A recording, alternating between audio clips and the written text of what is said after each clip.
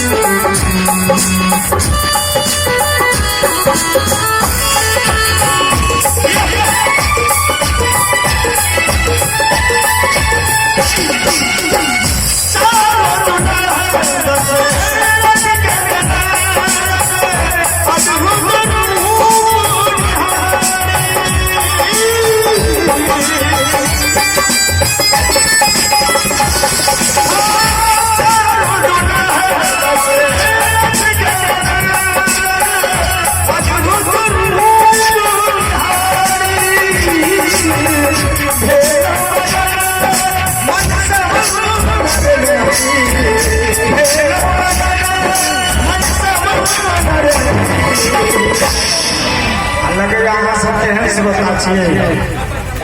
लगे कोनो सत्यनारायण भगवान के कथा में बैसल होई आ तो शिव चर्चा चलत होई आ कथा के श्रवण करत होई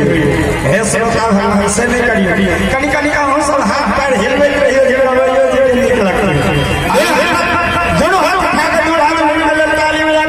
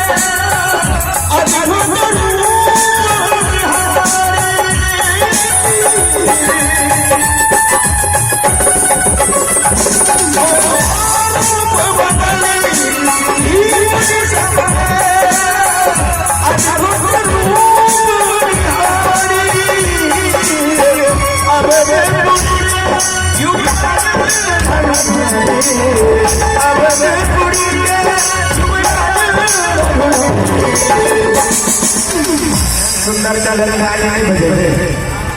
क्यों जे ने गाली बजावे तो संपत देवे भाई जे में से गाली बजावे सातों विद्या नाश दोनों हलो का गाली बजावे